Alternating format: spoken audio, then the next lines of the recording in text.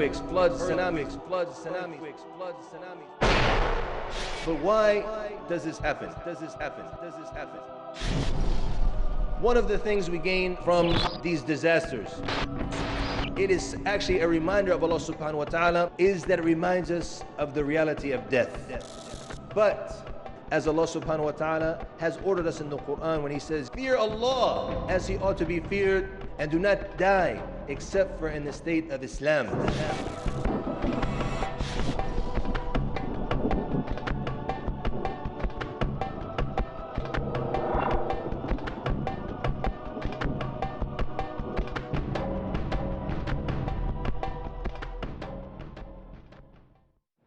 Assalamu alaikum wa rahmatullahi wa barakatuh.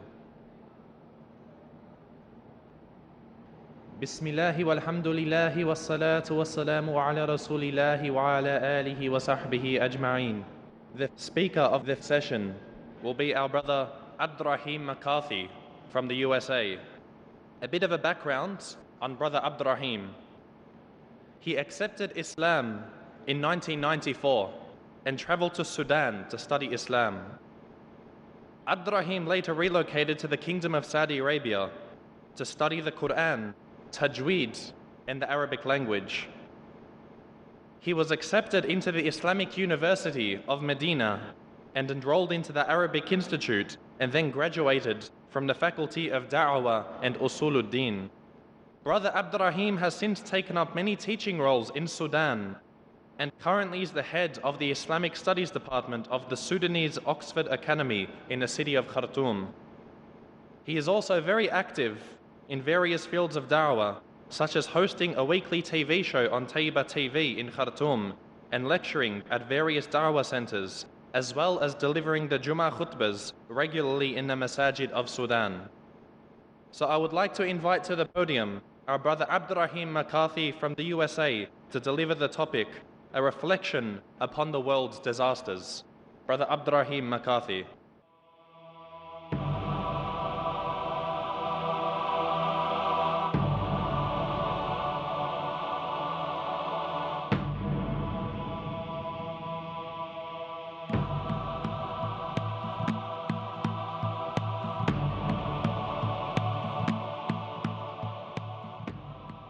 Assalamu alaikum wa rahmatullahi wa barakatuh. بسم الله الرحمن الرحيم الحمد لله رب العالمين وأصلي وأسلم على المبعوث رحمة للعالمين نبينا محمد وعلى آله وصحبه أجمعين وبعد.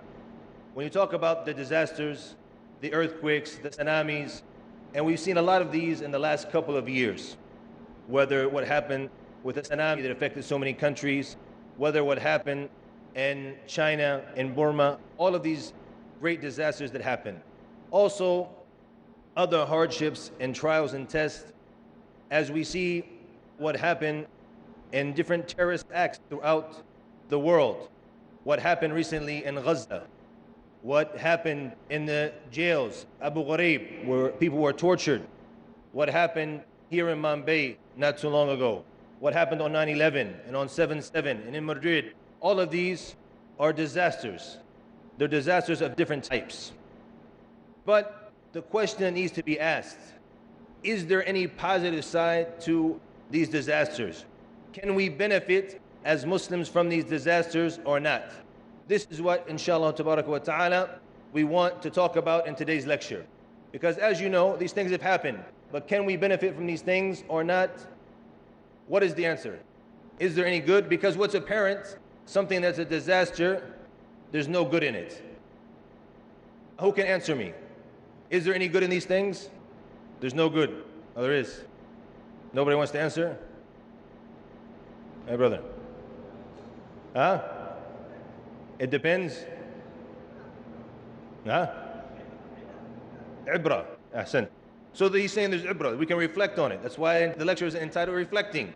How can we benefit from such disasters? So there is benefit in it.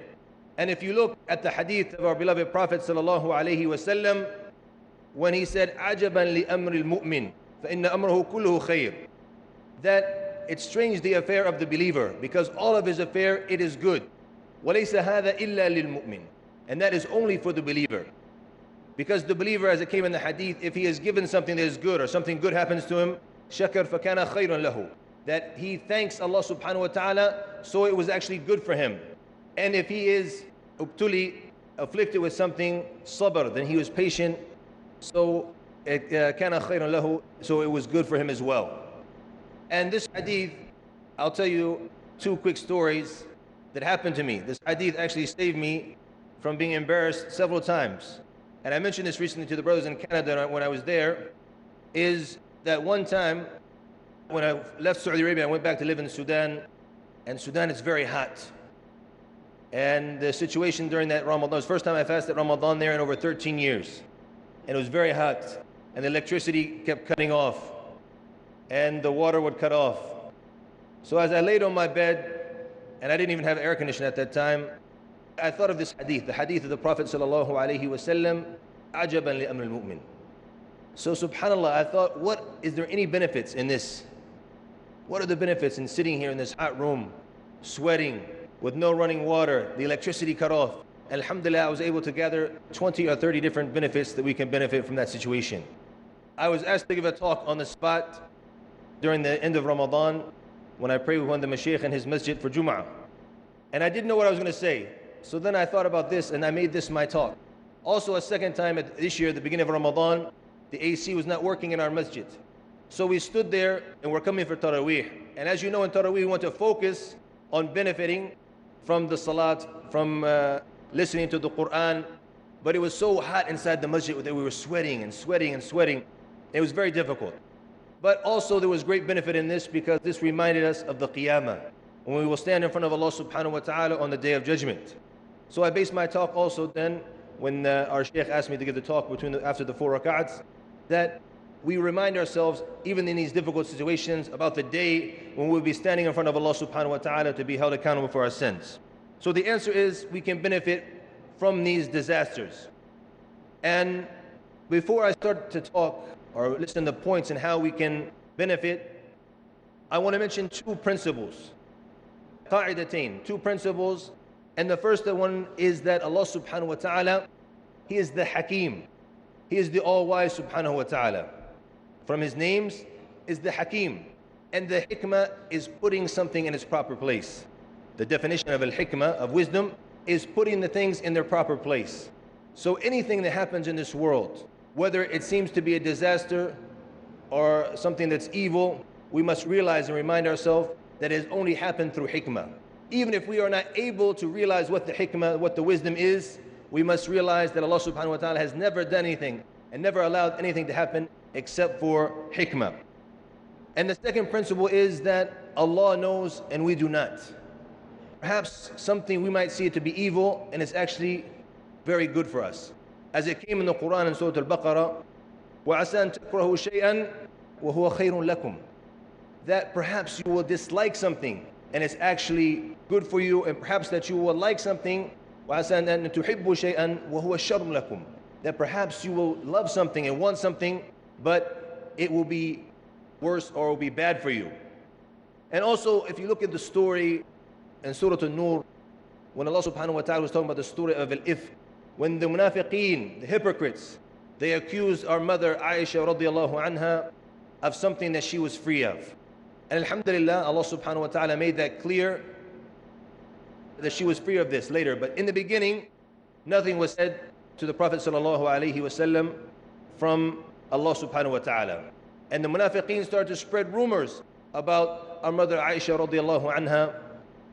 And Allah subhanahu wa ta'ala said, وَلَا تَحْسُبُوهُ أَشَرٌ لَكُمْ بَلْ هُوَ خَيْرٌ لَكُمْ.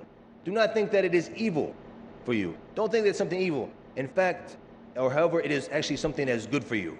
So I want you to imagine this, because this did not just affect the Prophet sallallahu alaihi wasallam, it affected all of the Muslims. The whole entire Muslim community in Medina was affected by these rumors that were being spread. It was a very difficult time for the Muslims. And Allah subhanahu wa ta'ala, He says during this, do not think that it's something evil for you. In fact, it is something that is good for you. Subhanallah. And from this, the munafiqeen, they were exposed. Allah subhanahu wa ta'ala exposed the munafiqeen, and also it helps us benefit as it will come, because when they're exposed, we know our true enemies. Because the munafiqeen, they're actually more dangerous on the Muslims than a lot of the non-Muslims themselves.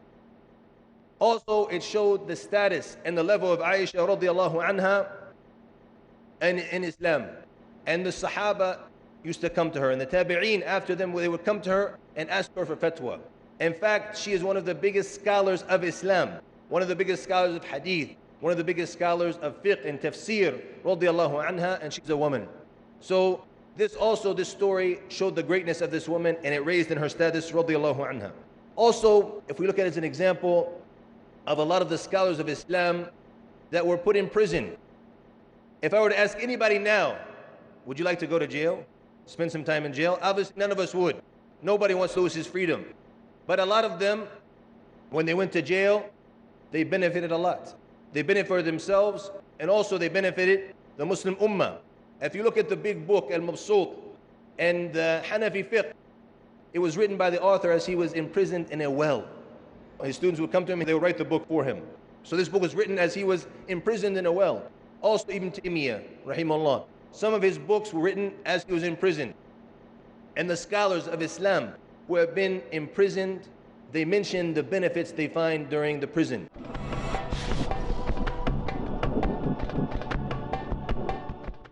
If we look at it as an example of a lot of the scholars of Islam that were put in prison. If I were to ask anybody now, would you like to go to jail? Spend some time in jail? Obviously, none of us would. Nobody wants to lose his freedom. But a lot of them, when they went to jail, they benefited a lot. They benefited themselves, and also they benefited the Muslim Ummah.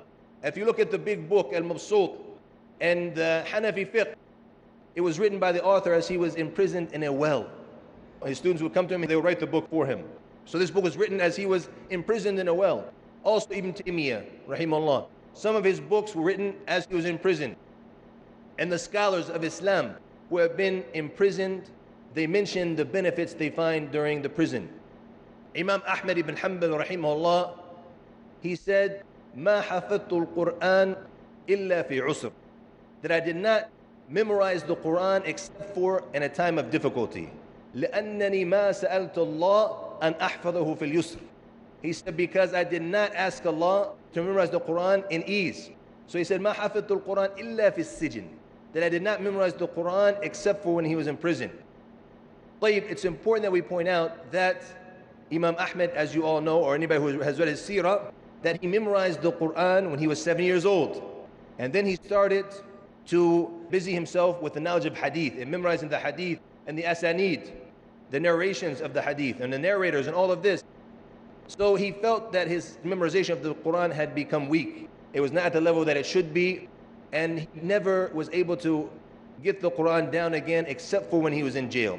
So jail, it seems like a bad thing to everybody, but actually there could be a lot of khair, a lot of good in it, as we saw what happened to our scholars. One of the things we gain, or the first point we can say that we actually gain from these disasters and the hardships that we face in life, is that it calls the Muslims to repent and to return to Allah subhanahu wa ta'ala. Allah says in the Quran, ظَهَرَ الْفَسَادُ فِي الْبَرِّ وَالْبَحْرِ, that the evil has become apparent in the earth and at sea. Why? بِمَا كَسَبَتْ أَيْدِي النَّاسِ, and that which the people have earned with their own hands. This evil, it could be the evil of corruption, as we see in a lot of Muslim societies, and a lot of non-Muslim societies as well, where the government system is a system of corruption. This type of evil. Also, the other disasters that happen, earthquakes, floods, tsunamis, this is also a form of evil. But why does this happen? And Allah subhanahu wa ta'ala, He makes it clear in this verse. First of all, بِمَا كَسَبَتْ أَيْدِي النَّاسِ, this is what the people have earned with their own hands.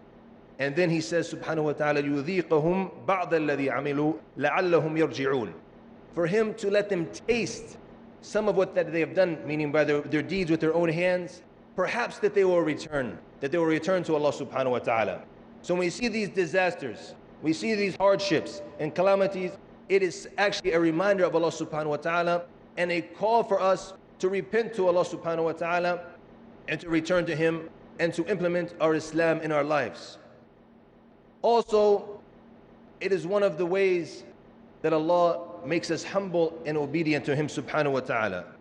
Allah says in the Quran, فَلَوْلَا إِذْ جَاءَهُمْ بَأْسُنَا, if or when our torment comes to them, or when it reaches them, what do? تضرعوا, that they become humble. ولكن قست قلوبهم وزين لهم الشيطان ما كانوا يعملون. That, but however their hearts have become hardened, and a shaitan beautifies for them that which they are doing.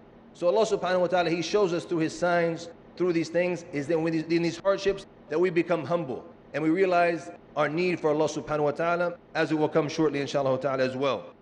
Also, one of the great things of these calamities and these disasters and trials that we face in everyday life, it is a test from Allah subhanahu wa ta'ala. Allah subhanahu wa ta'ala says, do you think that you will enter the Jannah, that you will enter the paradise without such trials as those who were before you? مَسَّتْهُمُ الْبَأْسَاءُ وَالضَّرَّاءُ وَالزُّلْزِلُوا. That they were touched by being poor and hardships, and also by being shaken like in earthquakes and what have you. So these people were tested, the ones who were before us were tested, and we are here to be tested as well. Allah subhanahu wa ta'ala says, Alif Lam Mim, أَحَسِبَ النَّاسُ أَن يُتْرَكُوا أَن يَقُولُوا آمَنَّا وَهُمْ لَا يُفْتَنُونَ.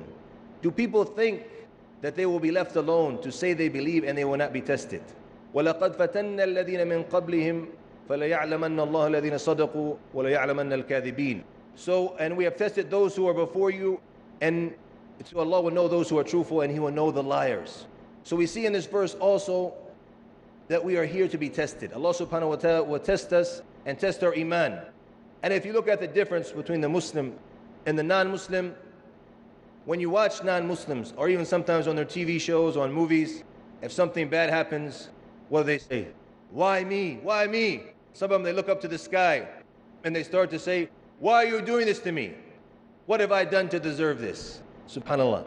The difference, because we have the iman with qadr. They say they believe in the destiny, but in the implementation we see that their belief is not like ours. Because no way a Muslim who believes in Allah in the last day could look up to the sky and say, Ya Allah, why are you doing this to me? He knows, even though it's something difficult, it's hardship, he knows that this is a test from Allah subhanahu wa ta'ala that he is being tested with, and he knows he must be patient through this.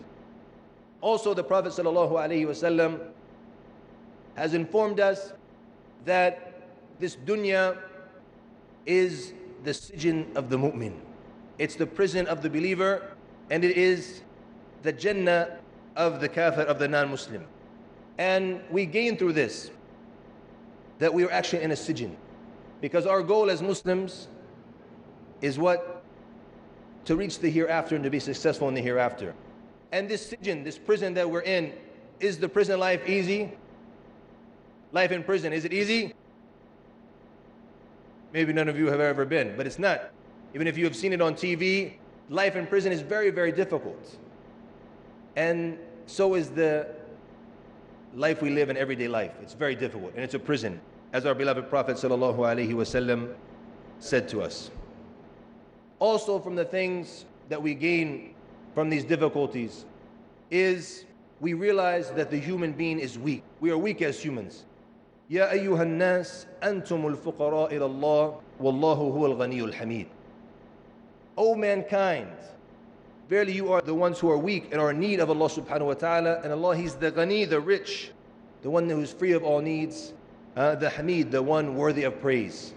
So we remind ourselves during the time of hardships, when a tragedy happens, when a disaster happens, we are reminded by Allah subhanahu wa ta'ala that how much we are in need of Allah subhanahu wa ta'ala. And we see this a lot of times when we get sick. One of us becomes very ill. We remember Allah subhanahu wa ta'ala, because we know even if we have a good doctor, there's no cure except for in the hands of who? Of Allah subhanahu wa ta'ala. If Allah decides that the medicine we're taking will not cure us, then it will not be a cure. So these difficulties and these hardships and disasters, it reminds us as well of our need for Allah subhanahu wa ta'ala, and that we are weak. And it makes our hearts become attached to Allah subhanahu wa ta'ala. And for us to be successful in this dunya, we must always have our hearts attached to Allah subhanahu wa ta'ala, and this will never happen. Or this is one of the things that helps us, attaching our hearts to Allah subhanahu wa ta'ala. And also from the things that we gain from these difficulties, especially when we go through them, is that it's a way to have our sins forgiven. It's a way for Allah subhanahu wa ta'ala to forgive our sins. Now, as I was coming here, I wasn't feeling good. So I looked at it, and in my first lecture in India, and I'm not going to be able to perform the way I want to perform because I don't feel well. But I remembered the hadith of the Prophet sallallahu alaihi wasallam that the person who is sick, his sins fall away or shed away like the leaves of a tree as they fall off a tree in the fall. Also, this is how the sins, also how they fall off, and you are cleansed from your sins when you are ill. So it's actually a call to us to repent to Allah subhanahu wa ta'ala and to have our sins. It's an opportunity. It's actually a fursa to have our sins forgiven. Also in the hadith, another hadith, the Prophet ﷺ says, مَا يَزَالُ الْبَلَاء بِالْمُؤْمِنِ وَالْمُؤْمِنَ فِي نَفْسِهِ وَوَلَدِهِ وَمَالِهِ.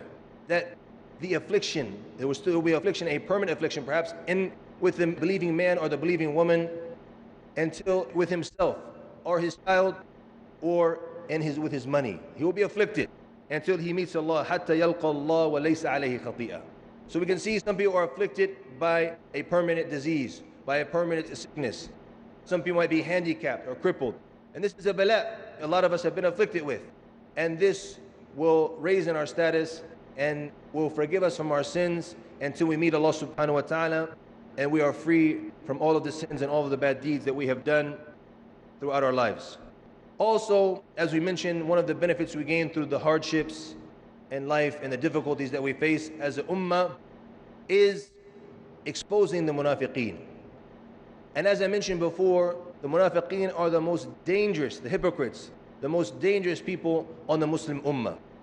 And we see now a lot in Palestine when our Muslim brothers are killed and the bombs fall on the women and the children. It's usually one of the hypocrites who helped them in killing our Muslim brothers.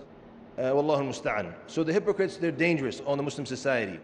But these things, when something happens, a difficulty, these people are exposed. For example, in the beginning of Islam, in Medina, our beloved Prophet sallallahu alaihi wasallam and the companions, when they wanted to go out for Ghazwat Uhud, the munafiqeen, the hypocrites, they were not well known during that time because it was at the beginning of the Hijrah, the first few years of the Hijrah.